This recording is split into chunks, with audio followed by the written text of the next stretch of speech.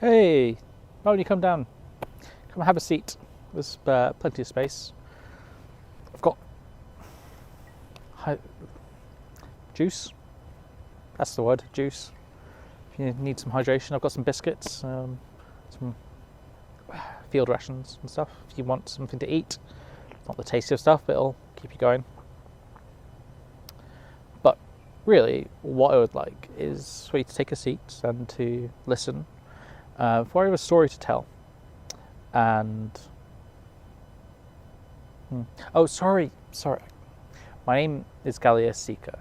I'm a troubadour of dawn, knight errant, and while I say I'm a troubadour, I'm new to this, and I would like people to help me learn my stories better, to listen and to give me some feedback, and to help me be a better troubadour.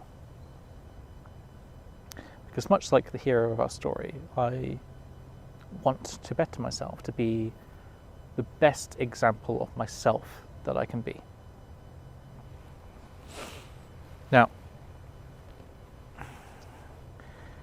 I say that because I already know what story I want to tell. This story I call The Golden Bear of Dawn. Now, you may have heard part of this story before.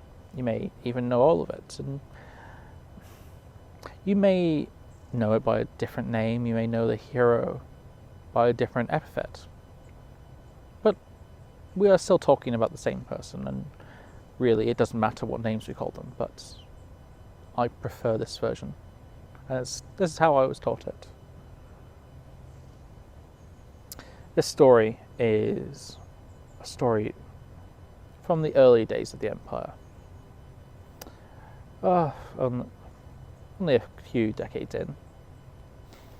And it's a story of a hero of the people, one who really shows what it means to be Dawnish, to be imperial, to be virtuous. It's the story of an exemplar, but at the point of the story that we're telling, it's yet to really demonstrate that quality. So, shall we begin? I think the best place to tell this kind of story is right at the beginning. And since this story is not his whole story, the beginning I think is definitely the best part. So, in Astolat, there is a small town called Weaving. As you might guess from the name, there's a lot of ritual magic that gets practiced there. Lots of weavers happen there. But outside the town, there are several farming communities, and one of these farming communities, one which showed no particular predilection towards nobledom themselves, bore a younger son who would become the hero of our story. So these farmers, children of farmers, parents of farmers, raised this young child, changeling full of energy and strength, who would quickly learn his chores, who would take to any task and challenge and do it to the best of his ability. Now, at the age of 11, this young boy's stars would change. At the age of 11, a company of questing knights, led by Elaine of Faybourne, would come to stay at the farm. Well, this wasn't necessarily the most uncommon thing in the world. Questing knights need to camp somewhere, to bargain for food and victuals, to just rest up for a while. This was the first time, perhaps, that they had really visited while this boy was old enough to know what was going on. Now, the Knight Commander, as I said, was Elaine of Faybourne, and she saw this child, this young changeling child, full of strength and vigour, who was interested in these knights. And she saw something special in the boy. She took him on as squire and started teaching him the ways of the sword. He took to it valiantly. He would learn from anyone who would teach him, and by the age of 16 he was accounted amongst the best of the knights errant in that company. So much so that he was given part of it to call his own, to the company of yeomanry who followed them was given to him to lead into battle, to have as his own, to show that his own mettle as a leader, which he showed well. He took them into battle valiantly and gloriously, and in all this time, he still had yet to ask for a test. He was a knight-errant, travelling with a company of knight-errants, but he was a knight-errant without a test. Not yet, anyway. Not so unusual, really. These, in this respect, the Knight Commander acted as the Earl, and it wasn't until 5 years in, at 16, that our hero found the test that he wanted. For they stopped with a group of foresters who were having a problem. For a great bear had come to live near their woods, and it had lost its fear of men, and it was attacking them and harassing them, and it was killing them, to be fair. They had sent several knights in already, other knight-errants, other questing knights who had been in the area, who had offered to help, and none of them had returned. All of them had fallen. Now Alamar, because our hero's name is Alamar, he heard these stories of a great beast, and he was not afraid. He saw only the challenge. For if he could beat this beast that no one else could beat, that would make his name. He went to Elaine and said, "Lady Elaine, I would have this as my test. Ask me to go and slay this beast in single combat, and if I shall, you shall make me noble." She agreed. It was a worthy test, though perhaps not without some remiss, for while he was perhaps her best knight, a bear is no easy challenge. Even a normal bear is a challenge to knights, and this bear was supposed to be unrivaled in size. But he insisted, and he went alone, well, except for those who came to watch, of course. Now, as he neared the beast's foul cave, the remains of the knights who had gone before him could be seen. Torn, shredded metal armour, broken spears and swords.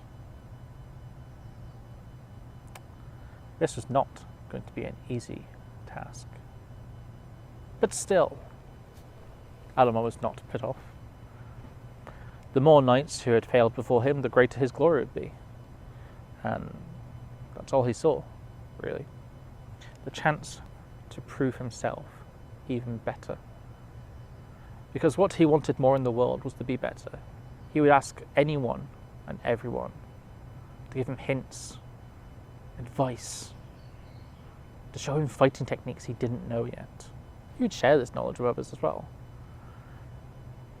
But he wanted to know more, to be a better fighter, to master every form of fighting that he could. Now as he neared the bear's lair, it scented him, and it came out of its cave, for it had no fear of men, not even of foolish knights come to slay it. Now bears are big, bigger than a man, bigger than two men often, and those are a challenge for a knight to defeat. This bear, it stood 4 yards at the shoulder. It's massive. Absolutely massive. Long golden hair formed its pelt, crusted with the dried blood of the knights who had fallen before him. From its crown sprang 6 horns in a row,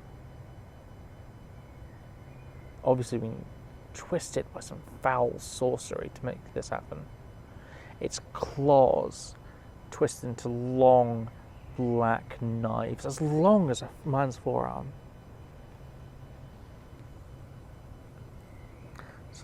easy to see how it could rip through the armour of those who had come before. But still, Adamar was not deterred.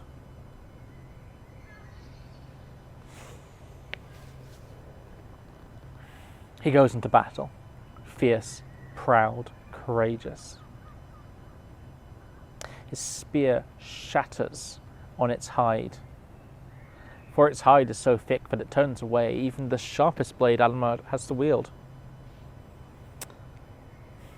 He does not fear, he does not falter, changes tactic.